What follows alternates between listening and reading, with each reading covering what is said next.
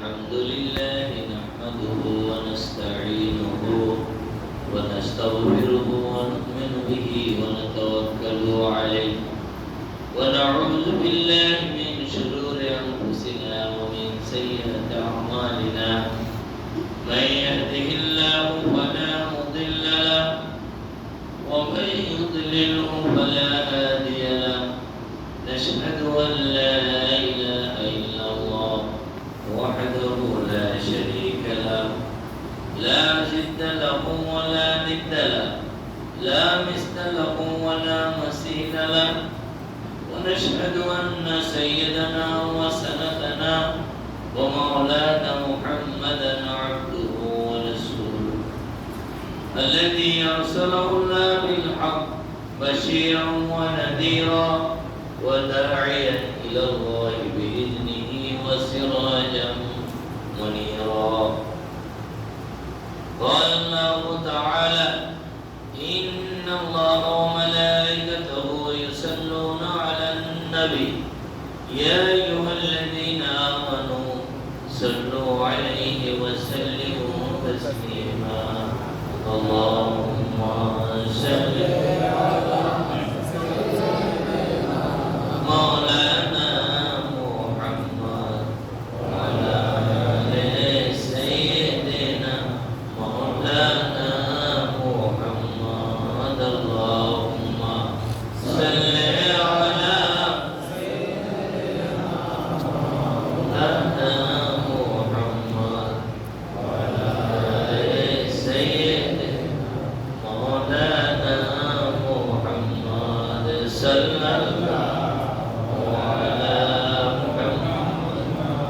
صلى الله عليه وسلم صلى الله على محمد صلى الله عليه وسلم بلغ العلا بكماله كشف الدنيا بجماله حسنت جميع رساله صلوا عليه وآله সম্মানিত মুরব্বিয়ানে কেরাম মুসল্লিয়ানে কেরাম এবং আমার যুবক ভাইয়েরা আশেপাশের মা বোনেরা মহান রব্বুল আলামিনের দরবারে লাখো শুকরিয়া যে আল্লাহ আমাকে আপনাকে সুস্থ রেখে তারপরে আসার তৌফিক দান করেছেন সবাই বলি আলহামদুলিল্লাহ আল্লাহ পাকের হাতে কত বড় নিয়ামত আমাদের মুহূর্তের মধ্যে আপনাকে বেকার করে দিতে পারে এই যে আমাদের ইমাম সাহেব এই মাদ্রাসার মোহতামিম হাফেজ মুফতি মাওলানা জুবাইর আহমদ দেখেন হঠাৎ করে বুকে ব্যথা আরম্ভ হয়েছে আজকে নামাজও পড়াতে পারতেছে অল্প বয়স ওনার বয়স 17 হয়েছে যে কোনো মুহূর্তে মেশিন লক করে দিতে পারে কিভাবে তাফসীরের মধ্যে বললাম যে আল্লাহ পাক মানুষকে যে একটা রূহ দিয়েছেন যে রূহ এটা আল্লাহর পক্ষ থেকে আপনাকে দিয়েছে কয়দিনের জন্য ব্যবহার করার পরে আবার নিয়ে না এটা দুই সিস্টেমে নেই এক সিস্টেমে নেই আবার ফিরে দিই আর একবার নেই যে আর ফিরে দেয় না বুঝছেন তো দাদা মানুষ যখন ঘুমায় তখন আবার রূহ নিয়ে যায় আবার ফিরে দিই আর যখন মৃত্যুবরণ করে তখনও রূহ নিয়ে যায় আর কি দেয় না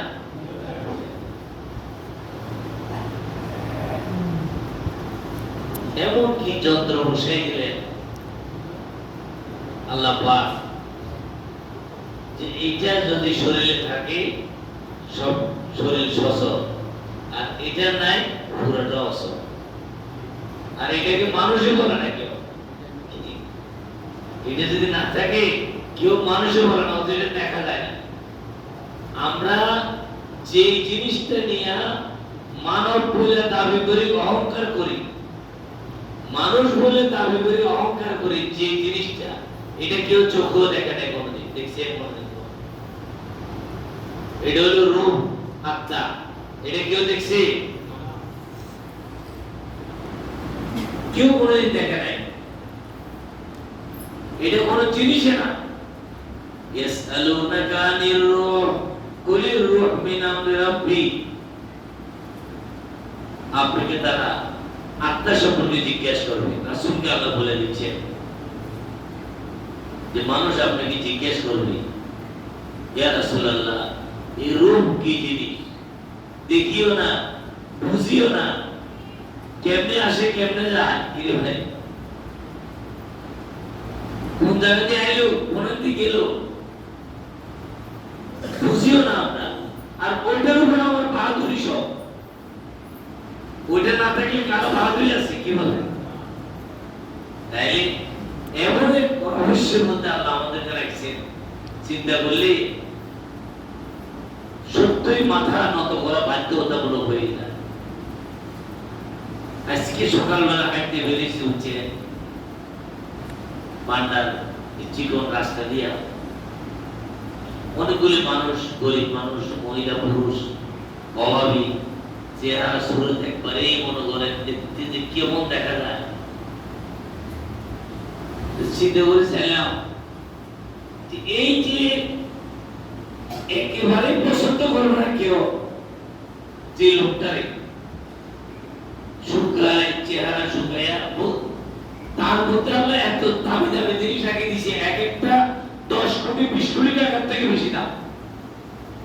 কি ভাই চিন্তা করছেন? এই কারণে আল্লাহ বলছেন যে কোনো মানুষকে তুমি পেটামি মনে করিও না, এটা তো হলো অহংকার।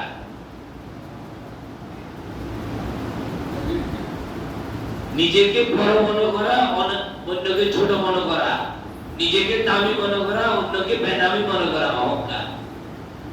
যে লোকটাকে আমি একবারে নিরীহ গরিব, নিশ্চয়, চেহারা সুরত কোনো সুন্দর নাই, এই লোকটার মধ্যে যে যন্ত্রগুলো আছে, যে মেশিনগুলো আছে, টয়টাকারী, সেগুলো আমার মধ্যে আছে। তাকে আমি দাম না দেওয়ার কোনো রাস্তা নাই। তার এক একটা চোখের দাম কত, তার একটা কিডনির দাম কত, তার মধ্যে যে কয় কেজি রক্ত আছে, 1 কেজি রক্তের দাম কত। কি ভাই খেয়াল করছেন কথাটা? এই জন্য কোন মানুষকে কোনো দিন মানে হেয় মনে করতে নাই, ছোট না। আপনি যদি একটু গভীর দৃষ্টিতে একটা মানুষ, সে পুরুষ হোক আর মহিলা হোক, যদি আপনি তার দিকে তাকান এই দৃষ্টিতে, যে খোদা তুমি তার কিভাবে বানাইলা, একবারে নিরীহ করে, তারও আল্লাহ 10 কোটি করে 20 কোটি টাকা চোখ দিয়েছে। হ্যাঁ, এক একটা কানের দাম কত? আমি তো মনে করছি তার কোনো দাম নাই, কি রাস্তার মধ্যে বিক্রি করে, না চেহারা না সুরত, তার কত জিনিস দামি দামি জিনিস আবার তার সাথে হুট করে রেখেছে। এই কারণে কোনো মানুষকে ছোট মনে করতে পারবে না কেউ, কেউ না, কারণ অনেক দামি দামি জিনিস আল্লাহ তার মধ্যে হুট করে রেখেছে।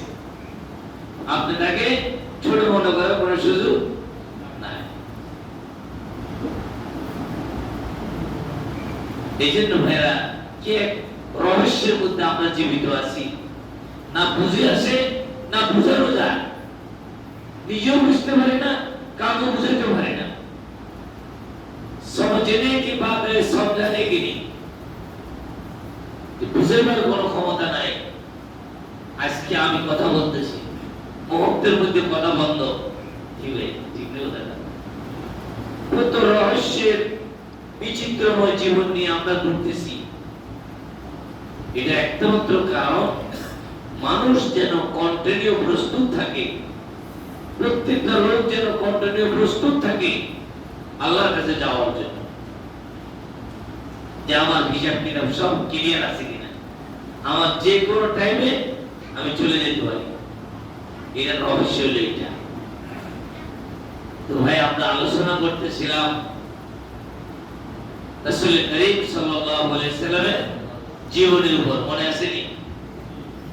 বললেন না জনাব রাসূল করিম সাল্লাল্লাহু আলাইহি ওয়াসাল্লামের জীবনী, ওনার জীবনের অনেক সাইড, 1000 বছর যদি আলোচনা করে, 1000 বছর, 52 সপ্তাহ না, 52 বছর 5,500 বছর 52,000 বছর ওনার জীবনের এক একটা সাইড নিয়ে যদি আলোচনা করে শেষ হবে না। যেমন অসীম খোদার বন্ধুত্ব তিনি, যার সাথে খোদা নিজের সঙ্গে বন্ধুত্ব করেছেন, তাইলে উনি অসীম। যে খালের লাইন বঙ্গোপসাগরের সাথে আছে, এই খালের পানি কোনোদিন নিচতে শেষ হবে? লাইন যদি সাগরের সাথে থাকে, আপনি মেশিন এক্সট্রা লাগান না কেন, পানি কি হবে না? মুহাম্মদ সাল্লাল্লাহু আলাইহি সাল্লামের সম্পর্ক ডাইরেক্ট আল্লাহর সাথে। আল্লাহর প্রশংসা করে যেমন শেষ করার কোনো রাস্তা নাই, মুহাম্মদ সাল্লাল্লাহু আলাইহি সাল্লামের জীবনীও কি শেষ করার কোনো সুযোগ নাই। আমরা জাস্ট একটু আলোচনা, ওনার সম্পর্কে একটু জানা, আর কিছু না। আমি বলতেছিলাম হুজুর সাল্লাল্লাহু আলাইহি সাল্লামের আব্বা নাম কি হচ্ছে? জোরে বলেন না। আব্দুল্লাহ, আল্লাহর গোলাম। একে জবাই করার জন্য তার বাপ আব্দুল মুত্তালিব কি বলছিল? মান্নত করছিল। তো কোন রকম বোনেরা বাপরে ওর মান্নত করতে করতে 100 দেওয়ার পরে কি মানে রক্ষা হয় কে? আব্দুল্লাহ। এখন রক্ষা পাওয়ার পরে বোনেরা সবাই মিলে এখন বিয়ে শাদী করার সব ঠিক না, বয়সে গেছে, বিয়ে করেন। এইখান থেকে আমাদের আজকে আলোচনা। হুজুরের বাপের বিয়া, কার বিয়া? দেখেন আবার আপনাদের বিয়ে মনে করেন, কার বিয়ে এটা? হুজুর সাল্লাল্লাহু আলাইহি সাল্লামের আব্বার বিয়ে। বিয়ে করাবে কে? আজকে ভোলাবাই সবাই নিজেরা করে কি একটু ইউনিভার্সিটিতে লেখাপড়া করে বেরিয়েছে, কোন মেয়ে লোক খাতির হলো, মেয়ের বাড়িতে গেছে, মেয়ের মা ভালো করে দুই একটা রোস্ট করে খাওয়ালো, বাস এরকম তার মহিলা হইতে পারে না। কি কোন লগে হ্যাঁ সাথে বিয়ে। হুজুর সাল্লাল্লাহু আলাইহি ওয়াসাল্লাম আব্বা আব্দুল্লাহ বিবাহের যখন সময় হলো, কেউ কেউ বলেন যে 18 বছর ওনার বয়স ছিল, কেউ বলেন যে কোন রিওয়ায়াতের দ্বারা প্রমাণ 25 বছর বয়স, কোন কোন রিওয়ায়াতে বলে 28 বছর বয়স। যেটাই হোক 18 হলেও ঠিক আছে, সরকারি মামলা করার কোনো রাস্তা নাই। কি গো 18 আমাদের দেশের সরকারে কি মামলা করতে পারবে না? 18 ঠিক আছে, 25 ঠিক আছে, 28 ঠিক আছে। এর মধ্যে আমাদের শিক্ষণীয় বিষয় কি? আমরা আমার বলার 18 বছর আগে বিয়ে করাই না, কথা বলছি অন্তত 25 মাঝখানে একটা ধরবেন। কয় বছর? 25। এই যুবক ছেলেরা 25 বছর আগে বিয়ে করে না, 25 বছরের পরে। ঠিক আছে? আমাদের নবীও কয় বছরে বিয়ে করছে?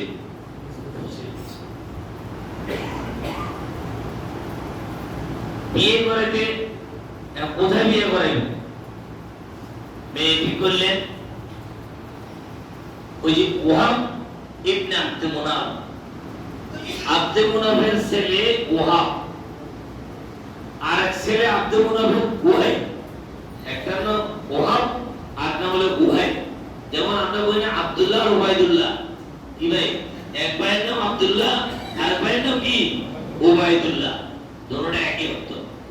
তাইলে আব্দে মুনাফের দুই ছেলে, এক ছেলের নাম হলো ওয়াহাব আর একটা নাম হলো কি? ওয়াহিদ। তাইলে ওয়াহাবের মেয়ের নাম হলো আমিনা, আর ওয়াহিদের মেয়ের নাম হলো হালা, হালা। এখন ওয়াহাবের মেয়ে আমিনার জন্য ঠিক করছে আব্দুল্লাহ, দাদা আব্দুল মুত্তালিব। আব্দুল মুত্তালিবে তার ছেলের বিয়ে করাবার ঠিক করছে কাকে? ওয়াহাবের মেয়ে আমিনাকে। আবার আরবদের মধ্যে বিয়ের কোনো কি নাই, শরম নাই, বাবাও করে ভূতেও করে একসাথে। বাবার দুনিয়া এরকম ঘটনা কম দেখছি। ছেলে আর বাপ একই বাড়িতে একই দিন বিয়ে করছে, এরকম ঘটনা দেখছে কেউ? কথা বল না কেন? মানে বাবু যেবারে বিয়ে করছে ছেলে এবারে একই দিন একই বসতিস এরকম বিয়ে করে মরণে ধরে খাইছে না আপনারা হ্যাঁ বুঝে দেখছেন এই যে মা একটা ভাইছি বুঝে দেখছেন অর্থাৎ আব্দুল্লাহকে বিয়ে করাতে নিছে কে আব্দুল মুত্তালিব বাপ বিয়ে করাতে নিছে ছেলেরে আমিনের সাথে বিবাহ আল্লাহ বলো আইছে হুজুর আসছে খেজুর টেজুর নিয়ে আসছে এরপরে ওয়াইফের মেয়ে একটা আছে হালা তা আব্দুল মুত্তালিব বলে এটা আমি করব বিয়া একই সাসা দুই মেয়ারি মানে আমিনার সাসা হলো ওয়াইফ আর আমিনা হলো ওয়াইফের মেয়ে দুই ভাইয়ের মেয়ে এক ভাইয়ের মেয়ে হচ্ছে ছেলে আর এক ভাইয়ের মেয়ে হচ্ছে কে বাপেরই মানে ওলার বাপে বিয়ে বাপে উঠতে পায় না সুন্দর কথা বাপ ছেলে দিয়ে গেছে বাইরে একই বসলেছি একই ভোটটা কামছে দুইয়ের কবুল আব্দুল্লাহ বিয়ে করলে কারে আমি নাকি আর ওনার দাদা আব্দুল মুত্তালিব বিয়ে করলে কারে হালাকে কি নাম হালা তাইলে এখন দাদার বউ মানে এর মা আর নিজের বউ দোনোটালে বোন স্বাস্থ্য বোন ঠিক না কথা আর এই হালা হালা মানে আবার আমরা শালা মনে করেন না বুঝছেন এই হালা একটা মহিলার নাম হালিফ লাম দুদ্দা হালা এই মহিলার ঘরে হুজুরের এক চাচার জন্ম হয়েছে না হলে হামজা ইবনে আব্দুল মুত্তালিব যে আমির হামজা কই না আমরা হামজা ইবনে আব্দুল মুত্তালিব যাকে ওয়াহশী শহীদ করলো ওদের এই হলো আলার ঘরে ছেলে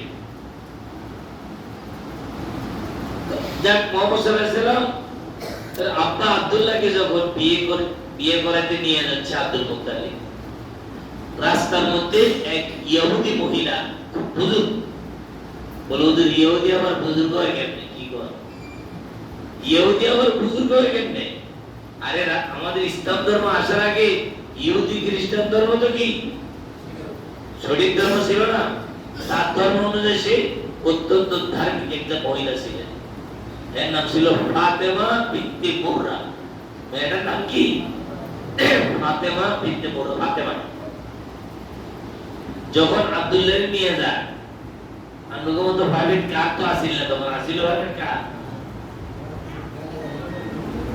ও ঘোড়া বাইটা আর মক্কার যে রাস্তার অবস্থা আকাশ ছাড়া কোনো রাস্তা নেই পাহাড় পর্বত যখন নিয়ে যাচ্ছে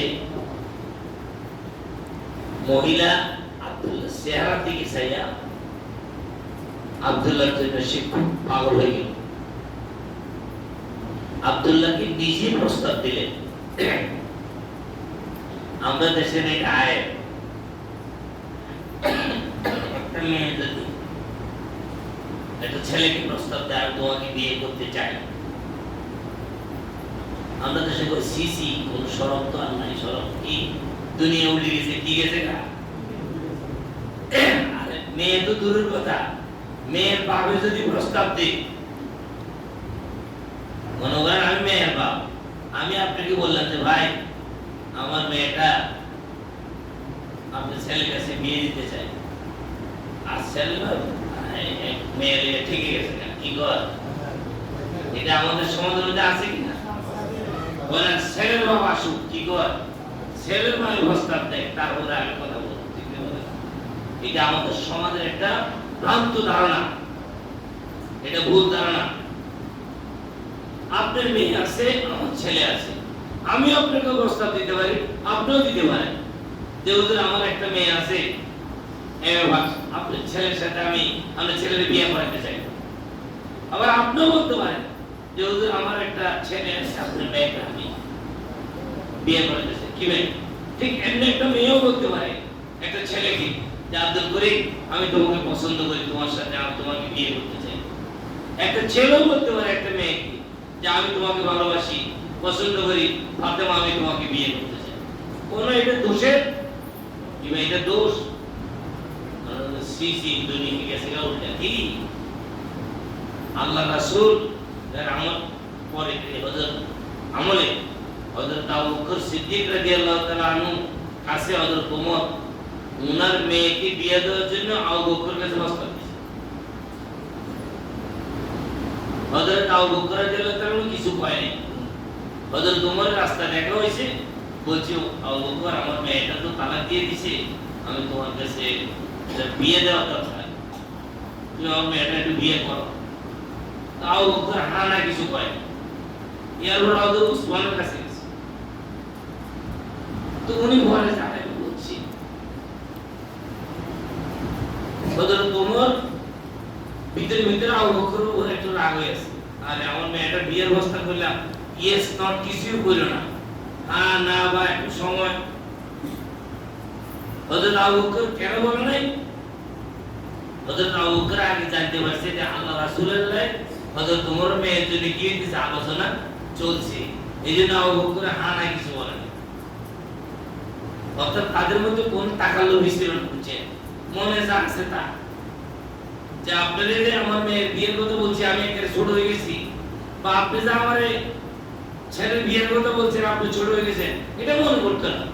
তারা মনে করতেন এটা প্রয়োজন, জাস্ট আমরা সাদা সিধা কথাটা বললাম, এটা কোনো আয়াত না। ওই মেয়েটা আব্দুল্লাহ বলল কি যে আমি তোমাকে বিয়ে করতে চাই। আব্দুল্লাহ বললেন যে না, আমি বিয়ে করতে যাচ্ছি, তোমারে কি বিয়ে করবো এখানে। আব্দুল্লাহ মনে করছিল যে কোনো খারাপ কাজের দিকে সে ডাকছে। তখন ওদের আব্বা উত্তর দিলেন যে আমরা এমন বংশের লোক না, এমন ফ্যামিলির ছেলে না যে আমি খারাপ কাজ করব, তুমি আমারে ডেকো না। পরে চলে গেলেন শ্বশুর বাড়ি, বিয়ে হয়ে গেল। 3 দিন আব্দুল্লাহ ওই বাড়িতে ছিলেন, আমিনার বাড়িতে। আর আব্দুল মুত্তালিব তো বলে রেখেছে আলাদা নিয়ে, বুঝছেন কথাটা। আর আব্দুল্লাহ 3 দিন পরে যখন আসতেছে, ঠিক ওই রাস্তায় মহিলার লগে আমার দেখা। এই মহিলা বলছে, আব্দুল্লাহ এখন আর তোমার আমার কোনো প্রয়োজন নাই, তুমি কোথায় ছিলে 3 দিন? আমি তো ওয়াহাবের বাড়িতে ওর মেয়ে বিয়ে করছি, আমি নাকি আমি ওখানে ছিলাম। আল্লাহ পাক তোমার চেহারার মধ্যে এক নূর দিছিল, আমি দেখছিলাম, এটা ওইখানে তুমি রেখে আসছো। আল্লাহর ইচ্ছা যেখানে রাখার সেখানে রাখছে, আমার তোমার আর কোনো প্রয়োজন। দেখছেন মহিলারা এটা তারা বুঝে যান, মহিলার অত্যন্ত বুজুর্গ মহিলা ছিলেন, যে ওই নূর চেহারার মধ্যে টকবক করতেছিল আল্লাহ রাসূলের, ওইটা আমিনার পেটে চলে গেছে। তখন আব্দুল্লাহ যখন বাড়িতে আসলো, কিছুদিন পরে উনি ব্যবসার কাজে সিরিয়া যাচ্ছিলেন। তো সিরিয়া যাওয়ার পথে মদিনায় পর্যন্ত আসার পরে আব্দুল্লাহ অনেক জ্বর হইল। এবার মদিনা থেকে সেই সিরিয়ার দিকে যাওয়ার কোনো রাস্তা নেই, পাচ্ছে না, সে শরীরে মানে না।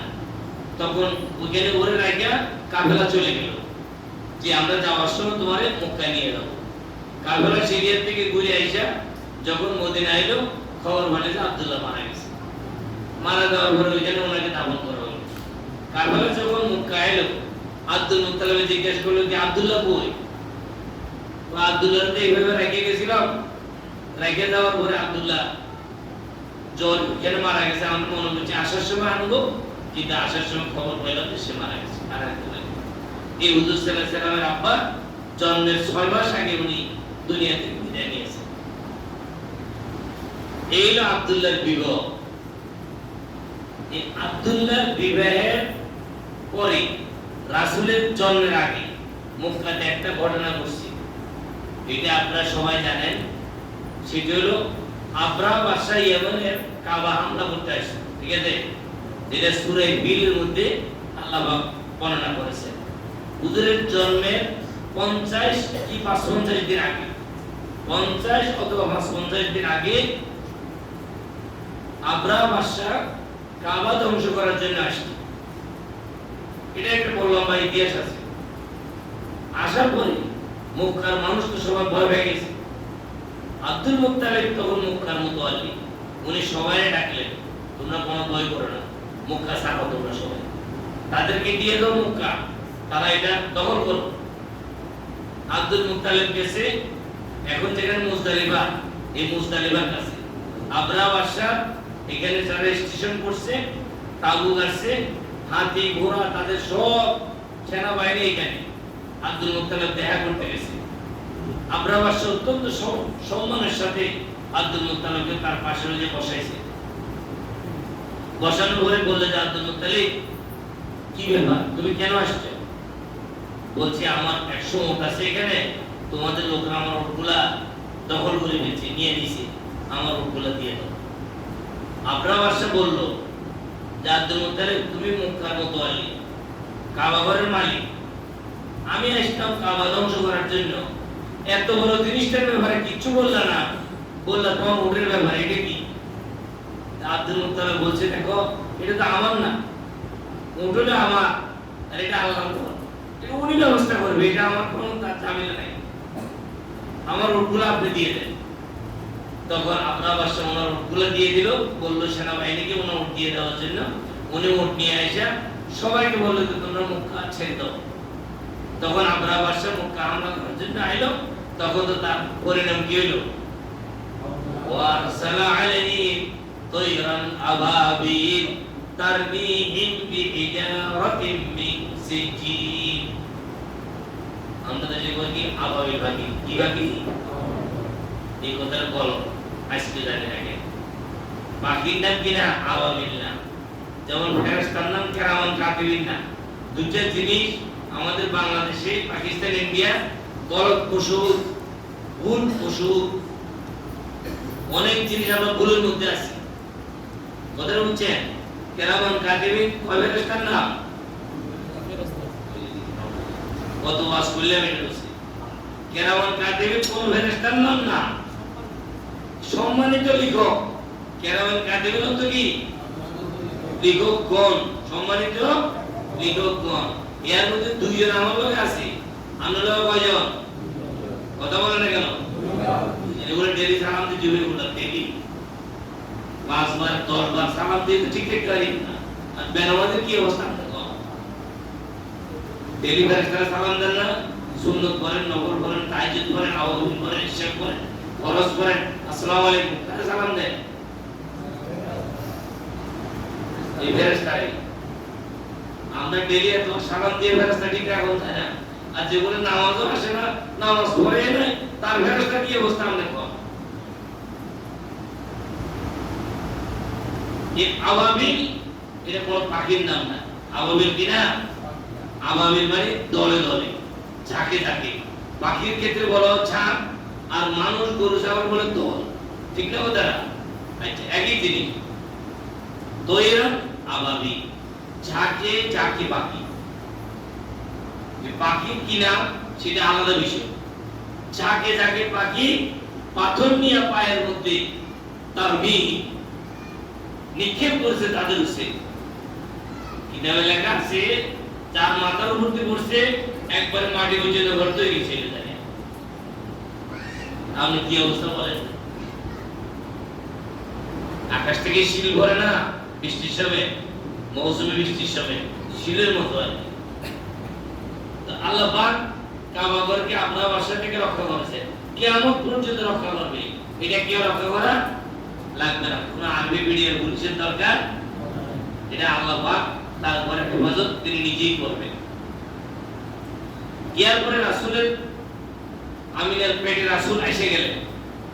এখন জন্ম রাসূলের কি জন্ম। এখন অনেকে রাসূলের জন্ম সম্পর্কে অনেক কথা বলে, সঠিক কথাটা বুখারী শরীফের কথাগুলো আপনারা জেনে রাখেন। আমাদের দেশে আজকে রাসূলকে নিয়ে বিভ্রান্তমূলক অনেক কথা বলে। রাসূল না আছে লেখাপড়া, না আছে ভালো। দেখেন, যাদের লেখাপড়া নাই তারা ওয়াজ করা নিষেধ, আল্লাহ রাসূল নিষেধ করে দিয়েছে। আপনি জানতে হবে তো, আরবার মাঠে যায় অনেকে ওয়াজ করে। এই যে জামালুর রহমত দেখছেন, এখানে তারাই আল্লাহ রাসূল বিদায়ের ভাষণ দিয়েছে। এই দাঁড়িয়ালা ভাগিওয়ালা হুজুর আপনি দেখলে ওটা আমাদের বড় হবে, কারণ আমাদের দেশে তো হুজুর সিনার কোনো উপায় নেই। কি আমাদের দেশে কোনটা হুজুর, বড় হুজুর, কোনটা ছোট হুজুর, মুক্তলের ছেলেরও কয় হুজুর আর আমারও কয় হুজুর। আচ্ছা কোন এখন কেমনি বুঝবেন বড় হুজুর কেটা, আলেম কেটা, গায়ের আলেম কেটা? আজকাল দেখবেন কিছু লোক আছে মানে নামাজ কালাম ধরছে, পীরের মুরিদি সেবা, তবলিগ জামাত থেকে সেবা, মাদ্রাসা কোনো আলেমের কাছে সংসদ পাইয়া যে পাগড়ি যে টুপি লাগা, আপনি আমি ফেলি কেন, আমি ফেলি। এই জন্য আলেম ওলামা ছাড়া, জ্ঞানী লোক ছাড়া, ইলম ছাড়া কোন বর্ণনা করা, কোন বিষয়ে আলোচনা করা জায়েজ নাই। কোরআনের কথা এটা, লা তাকফু মা লাইসা লাকা বিহি ইলম, যে ব্যাপারে জ্ঞান নাই এই ব্যাপারে তুমি মুখস্থ কথা মারিও না।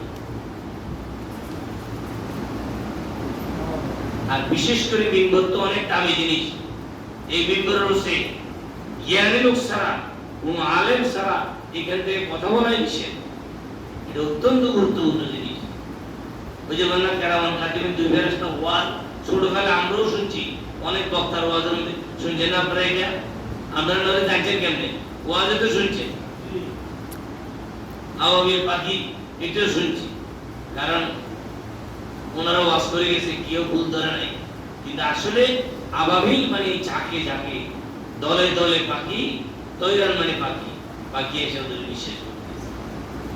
এখন হুজুরের জন্ম, জন্মের ব্যাপারে ভুল তথ্য কাউকে কেউ দিবেন না। আল্লাহ রাসূলের জন্মের সময় একজন মহিলা ছিলেন, হযরত আমর ইবনে আস এর মা ফাতেমা বিনতে আব্দুল্লাহ। ফাতেমা বিনতে আব্দুল্লাহ, ওই মহিলা ফাতেমা উনি হুজুরের জন্মের সময় ছিলেন। মহিলাদের জন্মের সময় একটা মহিলা তো লাগে, হযরত ফাতেমা ওখানে ছিলেন। তাই আমার হুজুরের মেয়ে ফাতেমা না, এটা হলো ফাতেমা বিনতে আব্দুল্লাহ, উনি তার জন্মের সময় ছিলেন। এটা আসল হাকিকত আর রহস্যটা উনি ছাড়া আর কেউ জানবে না। কি বলেন? রাসূলের জন্মের সময় এই ফাতেমা বিনতে আব্দুল্লাহ নিজে বর্ণনা করেন যে আমি রাসূলের জন্মের আগ মুহূর্তে আমি দেখলাম যে আসমানের তারাগুলি সব এসে দেখে আমাদের কাছে এসে ঝুঁকে যাচ্ছে। আমি ভয় পেয়ে গেলাম যে কি এইভাবে আসমানের তারা কিভাবে ঝুঁকে আসছে, ঘর পুরোটা আলো হয়েছে। আর হুজুরের মা আমিনা বিনতে ওয়াহাব উনি বর্ণনা করেছেন আমি মুহাম্মদের জন্মের সাথে সাথে আমি দেখলাম একটা আলো, যে আলোতে আমার কাইসর কিসরা পারস্যের মহল আমার সামনে উজ্জ্বল হয়ে গেল, আমি দেখলাম। এই দুটো ঘটনা কিতাবে লেখা আছে।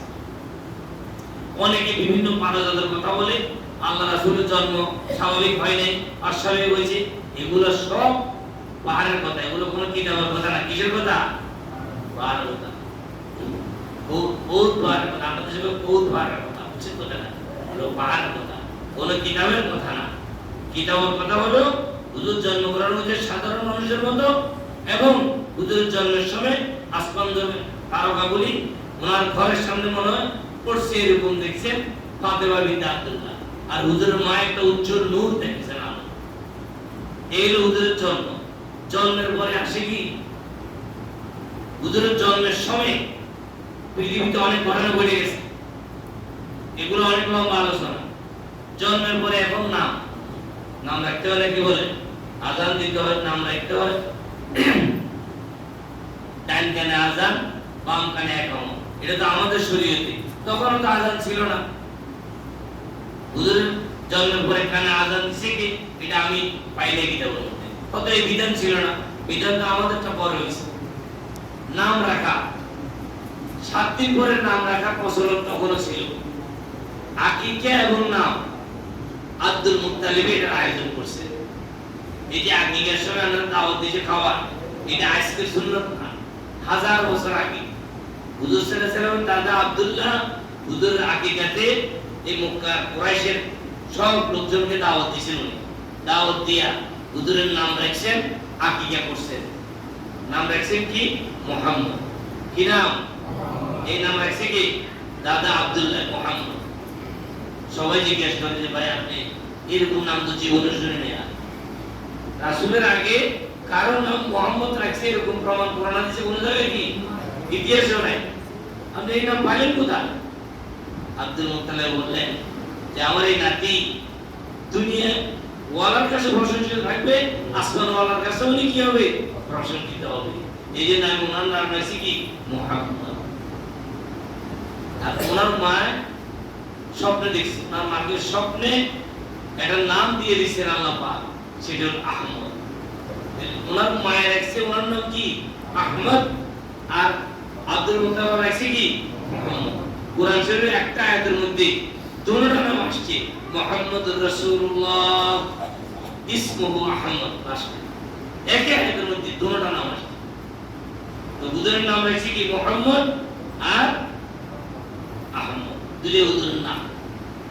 এখন হুজুর সাল্লাল্লাহু আলাইহি সাল্লামের দুধ খেলেন কার? হালিমা। এটার নাম জানেন সবাই। হুজুর সাল্লাল্লাহু আলাইহি সাল্লাম প্রথম 4 দিন ওনার মা আমিনার দুধ খাইছে। কার?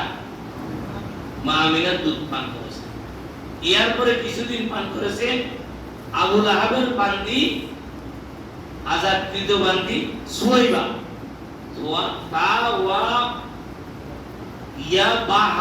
সুয়াইবা, সুয়াইবা ওনার নাম কি? জীবনের নাম শুনে না, খালি হালিমা। দুধমা কি? দুধমা কি? হুজুর দুধমার নাম কি? কথা ঠিক হবে? হুজুর দুধমা কয়টা? বলেন কয়টা? দুধ পান করছে কয়জনে? 3 জনে। একটা হলো নিজের মা আমিনা, আর একটা হলো ওনার আরেকটা দুধ হলো কি সুয়াইবা। সুয়াইবা এই মহিলা দুধ পান করছেন। ও ছিল আবু লাহাবের দাসী। এর আরেকটা ঘটনা আছে, কত বড় প্রমাণ। এই দাসী বান্দি যখন ছিল, যখন আব্দুল্লাহর ঘরে কি হলো? ছেলে হলো। এই খবর নিয়ে গেছে আবু লাহাবের কাছে। স্যার আপনার ভাতিজা হয়েছে। আর আরবদের নিয়ম ছিল, আরবদের নয়, বহুত আগে থেকে যারা কাউকে কোনো সুসংবাদ দিতে এরা একটা হাদিয়া দিত। কি দিত? হাদিয়া। এটা এখনো সুন্নত। মানে আপনার কাছে মনে একটা সুসংবাদ এলো, মনে করেন আপনার ছেলে A+ পাই, এই খবরটাই লোকে বাসায় এলো যে আব্দুল করিম আপনার ছেলে A+ পাইছে। আইবে বসে বসে আপনি কিছু খাই না, কিছু হাদিয়া দেন।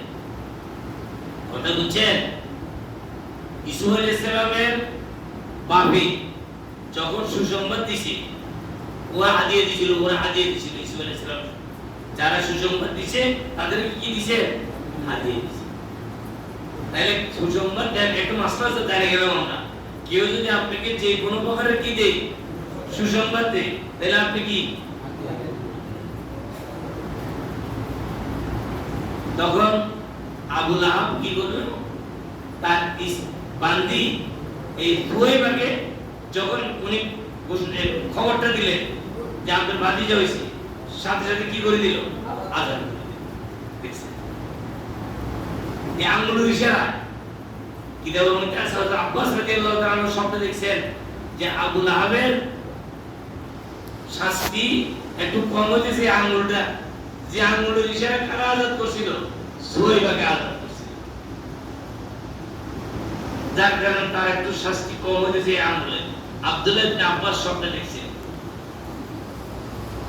ওনার বাড়ি আরেক ভাতিজা হুজুরের দুধ মা 3টা, কয়টা? 3টা। একটার নাম না দুধ আসল মা, মা হলো একটা আমিনা। উনি ওনার দুধ খাইছেন, পান করেছেন। এরপরে সুয়াইবা দুধ পান করছেন কিছুদিন। তারপরে হালিমাতুস সাদিয়া ওনাকে নিয়ে গেলেন, ওনার কাছে 2 বছর ছিলেন দুধ পানের সময়। তারপরে 2-3 বছর যা নিয়ম ছিল 4 বছরের মতো প্রায় ওনার কাছে ছিলেন। একবার 2 বছর পরে দিয়েছি, আবারও নিয়ে গেছেন। 4 বছর পরে এখন হুজুর সাল্লাল্লাহু আলাইহি সাল্লামের শক্ত সদর সিনা মুবারককে আমরা বলি না, হুজুরের সিনা মুবারক কি করা হয়েছে? এখন যে আমরা ওপেন হার্ট সার্জারি করি, এটা থিওরি কিন্তু আল্লাহ রাসূলের এখান থেকে নিচে বিজ্ঞানীরা, ডাক্তাররা, যা মাথার মাঝখানে ভাড়া গেলে আর মারা যাবে, এটা কেউ দেখে নাই কোনোদিন।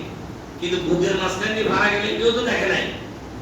আজ পর্যন্ত কোন ডাক্তার শুনছেন যে মাথা মাঝখানে বাইরে মানুষের এটা ভাড়া না, এটা কোনো সূত্র পায় নাই এখনো, কিন্তু বুক ভাড়া দেওয়ার কি সূত্র আছে? আল্লাহ রাসূলের বুক ফেরে 4 বছর বয়সী, ওনার সিনা মুবারক 4 বার পরিষ্কার করা হয়েছে। কয়বার? একবার না, কয়বার? 4 বার। এটাকে আরবিতে বলে শক্কে সদর, সিনা মুবারককে পরিষ্কার করা। প্রথমে 4 বছর বয়সে হালিমাতু সাদিয়ার পায়ে থাকা অবস্থায়, তারপরে 10 বছর বয়সে আরেকবার নবুয়ত প্রাপ্তির আগে 40 বছর হওয়ার আগ দিয়া, আবার মেরাজে যাওয়ার আগে। কয়বার? 4 বার হুজুরের শক্ত সদর হয়েছে। এরপরে হুজুর সাল্লাল্লাহু আলাইহি সাল্লাম আস্তে আস্তে মনে করেন বড় হইতে লাগলেন। আব্দুল মুত্তালিবের তত্ত্বাবধানে, চাচার দাদার তত্ত্বাবধানে, দাদার ইন্তেকালের পরে 6 বছর পরে দাদা কি দুনিয়া থেকে বিদায় নিয়েছে। দাদার ইন্তেকালের পরে উনি দায়িত্ব এসেছে কার? আবু তালেব। আবু তালেব হুজুর সাল্লাল্লাহু আলাইহি সাল্লামকে লালন পালন করলেন, বড় করলেন। এরপরে হুজুরকে 25 বছর বয়সে কি বিবাহ করাইলেন। হুজুরকে 25 বছর পরে কি করাইলেন? বিবাহ করাইলেন। এর আগে রাসূল সাল্লাল্লাহু আলাইহি সাল্লাম গঠনমূলক অনেকগুলি কাজ করছেন। সবটি আলোচনা করে শেষ করা যাবে না, একটা আলোচনা করি। এটা যুবক ছেলেদের জন্য একটা শিক্ষণীয় বিষয়। হুজুর সাল্লাল্লাহু আলাইহি সাল্লাম সমাজে সবসময় ক্ষতিগ্রস্ত লোক, বিপদগ্রস্ত লোক, মানুষের উপকার করার জন্য ওদের ব্যস্ত থাকতেন।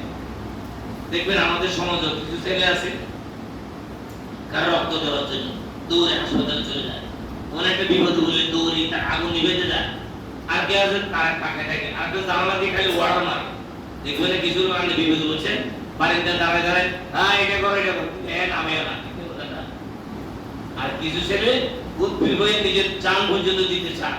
এরকম অনেক ছেলে আমাদের সমাজে। আল্লাহ রাসূল সাল্লাল্লাহু আলাইহি সাল্লাম একটা সংগঠন করছিলেন, এটার নাম হলো হিলবুল ফুজুল।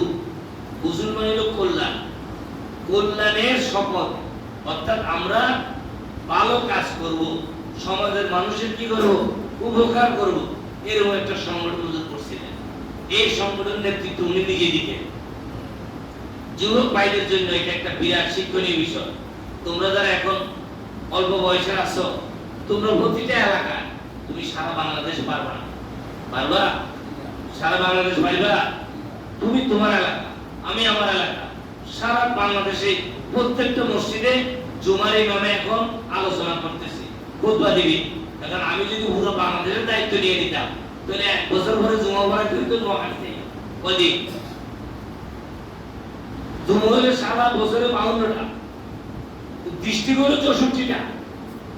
এক এক ডিস্ট্রিক্টে জুমার মসজিদে তো কত হাজার, কেমন অনুভবেন একজন না। আমার দায়িত্ব এই মসজিদ। তোমরা যারা যুবক আছো এখানে নামাজ পড়ো, তোমাদের দায়িত্ব এই মসজিদের মহল্লা, এই মসজিদের মুরব্বীদের দায়িত্ব এই মহল্লা। আমরা আমাদের মহল্লা ঠিক করি, আমরা আমাদের মহল্লা ঠিক করলে ওই মসজিদ ওই মহল্লা। কেউ মহল্লার বাইরে আছে কি ভাই? কোন একজন হুজুর জায়গাটা আমার ঘরের লগে এটা দরকার, আমাদের দেশে বলতে আমার খুব দরকার, এটা আমার বাড়ির লোক। তা আমাদের বাড়ির লোকের জায়গা তো মুখ্য পর্যন্ত আছে, আমরা কোন দিকে খালি আছে? আচ্ছা কোন আমার বাড়ি থেকে মুখ্য পর্যন্ত কোন জায়গা খালি আছে? কথা বলেন না, কোন জায়গা খালি আছে? তো বলতে আমার খুব দরকার, এতদিন এর কাছে আসছে, আপনার দরকার নাই, এখন আপনি বিক্রি করতে চান, আমার খুব দরকার, এটা না হলে আমি হবে এতদিন কেমন হবে?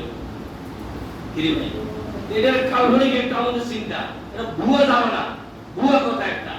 আমার দরকার নাই, হ্যাঁ যদি বিক্রি করে আমার টাকা থাকলে কিনবো, এইটা আমার দরকার, এটা না হলে আমি বলি না। আরে জায়গার লোক জায়গা তো মুখ্য পর্যন্ত আছে, আপনি কি মুখ্য পর্যন্ত কিনবেন? এক মসজিদ আর এক মসজিদ, যারা হিলবুল ফুজুল আল্লাহ রাসূল মুখ্যার জন্য উল্লেখ করেছেন। আদর্শ এটা। আপনারা যারা এই এলাকা আছেন, যুবক ভাইরা তোমরা যারা আসো, এই এলাকাতে কোনো মানুষ যেন জুলুমের শিকার না হয়। কাজ কঠিন কিছু না, মানুষ যেন জুলুমের শিকার না হয়, কোনো মানুষ যেন ইনসাফের বাইরে অনিনসাফ যেন কারোর সাথে করা না হয়, বেইনসাফি যেন কেউ না করে, এইটা খেয়াল রাখলে যথেষ্ট। সেই কাজের লোক হোক, লেবার হোক, রিক্সাওয়ালা হোক, তোমাদের সামনে একটা রিক্সাওয়ালা ভাড়া নিয়ে তর্কাতর্কি শুরু হয়েছে। তোমরা আগাই যাইবা, অনেকটা সাইডটাকে দেখি লাগো, দু চারটে টালে ধরবো না, আর বলো না। আরে যুবক ছেলেরা, তোমরা সামনে যায়, কি হয়েছে বলেন? আরে ভাই আমি মসজিদ থেকে আইছি, দাম করে নেই, 100 টাকা ভাড়া দেওয়া হচ্ছে। তো তোমরা জানো না ভাড়া কত? 50-60, একটা পয়সা করে দিবে। হ্যাঁ ঠিক আছে, এইটা রইল। তাহলে দুজনে মেনে যাবে। দুইজনে ঝগড়া ঝাড়ি ভরে ঠান্ডা তো হবে, তারপর সোয়ার গালি খেলা, মানে বাপরে দেওয়ার পরে কি হবে? ঠান্ডা হবে। এইটার নাম একটা হুজুর অন্তর্ভুক্ত। এটা একটা কল্যাণ, এটা একটা কল্যাণমূলক কাজ। রাস্তায় ময়লা গন্ধ বাড়িতেছে, আমরা প্রত্যেকটা বাড়িওয়ালা যদি আমরা এই নিয়ত করি যে আমার বাড়ির চতুর্পাশ সামনে আমি পরিষ্কার রাখবো, বাড়ি যায় কোনো জায়গা খালি আছে টাকা শোন আমার বলে কি ভাই কথা বলেন আছে, প্রত্যেকটা বাড়িওয়ালা যদি খালি একটু বলে যে আমার 3 কাঠা জায়গা, 2.5 কাঠা জায়গা, 2 কাঠা জায়গা মধ্যে আমার বাড়ির চতুর্পাশ বাড়ির সামনে আমি একটা ময়লা থাকতে দিব না, কোনো গন্ধ জিনিস থাকতে দিব না। তাইলে আপনার মনে হচ্ছে এটা কোনো গুনাহ না, খালি মসজিদে তাহাজ্জুদ হলে সওয়াব, কোরআন তেলাওয়াত করলে সওয়াব। আপনার বাড়ির পিছন থেকে যে ময়লার গন্ধ হইতেছে কন্টিনিউ কবিরা গুনাহ আপনার খাতা লেখা হচ্ছে আপনার কল্পনা করে নেই বলতে। আপনার বাড়ির পিছন দিয়ে ইন্দুর ভরা গন্ধে মানুষের কারণে হতে হইতেছে না, এইটার কারণে আমার আপনার আমলনামার মধ্যে কন্টিনিউ কবিরা গুনাহ লেখা হইতেছে। ইজাউল মুসলিমে হারামুন, মুসলমানকে কষ্ট দেওয়া হারাম, মানুষকে কষ্ট দেওয়া হারাম। আপনি যে কাজটা করতেছেন এই কাজটা আনুমানিক কোনো গুনাহ নাই। আর ভক্তরে জানালা বন্ধ করে দিয়ে মসজিদ তাহাজ্জুদ নিয়ত করলে আপনি ঘরের তাহাজ্জুদ ফেরেশতাকে কবুল না হবে। এটা অনেক সময় দেখা যায় অনেক মানুষ মসজিদে আসে শরীরের মধ্যে ঘামের গন্ধ, আমি নিজে অনেক, এটাও সবাই বলা যায় না। আমরা গন্ধ দিতে বলে তো আমরা রাগ হইবেন কি ভাই, আপনার সাথে গন্ধ বাড়ি দিতে বলে রাগ হইবেন না, আম ভাবে বলা। অনেকে দেখা যায় বুঝছেন, আমি নিজের কথা নিজে বলি, মানুষের কথা পার। একটা লোক অফিসে গেল না, এত বড় রুম, এসি চলে, বিশ্বাস করে না নিঃশ্বাস টান দেয়, গেলে নিঃশ্বাস টান দেয় নাকি দেয়। আমার খুব বন্ধু মানুষ, ঘাম গন্ধে মনে করেন কি বলবেন তখন আমি প্রায় সময় গাড়িতে মুন্সিগঞ্জ আমার মাথাটা যাই, রাস্তাঘাটে অংশ পরিচিত মানুষ মনে করে দেখলাম উঠে ভাই উঠে ওখানে আর কি আমার মানে কি গন্ধে বুঝছেন নি। কারণ আমি কি করবো, কিছু তো করতে পারি না, ক্লাস খুলে দিয়েছি, বন্ধ করে দিই, ক্লাস খুলে দিই, ৫,০০০ টাকা অন্তত আমার নাকে লাগবে না। সত্য কথা আমি এটা করি, এটা কি আমাদের খেয়ালের অভাব। অনেক মানুষ আছে তার বগলের নিচে লোক পরিষ্কার করে না, বুদিলা টাকা দিলে। আর ভালো ভালো মানুষ সারা বাংলাদেশে নাম করালো, একভাবে চিনবেন গুলশানে তার বাসায় একদিন গেলাম একটা কাজে আমি, তো সে সেন্টুকে থেকে আজকে আমার সামনে আইছে, বিশ্বাস করে তার বগলের মনে দুটি এক নামে চিনবেন, বাংলাদেশে এক নামে নাম করবো বলবো না। এই কি মানুষ এগুলা? আল্লাহ রাসূল কি বলছেন? পরিষ্কার পরিচ্ছন্ন দৈনিক 5 বার। অনেকে কি করে পাঞ্জাবি একটা কোনো দোয়া নাই, গেঞ্জি খুলে আবার এটা গায়ে দিয়ে মসজিদে চলে আসে, সারাদিন ঘুরে এলো, ঘামে গেছে সুগন্ধ সুগন্ধ দোল ছাড়া, এইটা গায়ে দিয়ে আবার আয় বসে। এখন আমার পাশে যে লোকটা দাঁড়াইলো কষ্ট হইতেছে না, হারাম। এই জন্য ভাইরা মুসলমানের কষ্ট দেওয়া হারাম মনে রাখবে। এটা একটা হিলফুল হুজুরের একটা অংশ। বন্ধু বান্ধব থাকলে অনেকে দাঁত পরিষ্কার করে না, দাঁত বাঁচা না, এগুলো কি করবো, এগুলো করার কথা গন্ধের কথা বন্ধ আর মুখের সামনে চলে। এটা খুব হুঁশিয়ার, সবাই বলে দিলাম, কেউ কথা বলতে কার মুখের সামনে যাবেন না, দূরত্বের কথা। আরে ভাই অনেক সময় দেখা যায় আমি চাইতেছি ভিসে আর সামনে আই, চাইতেছি ভিসে আমার সামনে আছে, কম কি করা। এটা কেমনে দূর করবেন বন্ধ? আমার আছে, আপনার সবাই আছে। জিভ আঙ্গুল দিয়ে জিভ ভালো করে ধরতে হবে। যখনই ব্রাশ করেন, আল্লাহ রাসূলের 5 ওয়াক্ত নামাজে 5 বার মেসওয়াক করতে, অর্থাৎ 5 বার দাঁত ব্রাশ করতে, খাওয়ার পরে মাস্ট বি, এবং নাস্তার পরে, রাতে খাওয়ার পরে, এবং আঙ্গুল দিয়ে জিহ্বা পরিষ্কার করা বেশি বেশি। আপনি নিজের আঙ্গুল নিজে জিহ্বা পরিষ্কার করে নাকে ঘ্রাণ নিয়ে দেখবেন গন্ধ আছে কিনা। যদি গন্ধ না থাকে মনে করলেন যে আপনার মুখে গন্ধ নাই, আপনি এখানে মানুষের সামনে কথা শুনবেন। গাড়ির বসন দেয় না, সাইডে বসন দেয় না, মসজিদে বসন দেয় না, এগুলো কেউ খেয়াল করে না। এটা খেয়াল করার জন্য বলছি। আল্লাহ পাক আমাদের সবাইকে কথাগুলো আমল করতে হবে।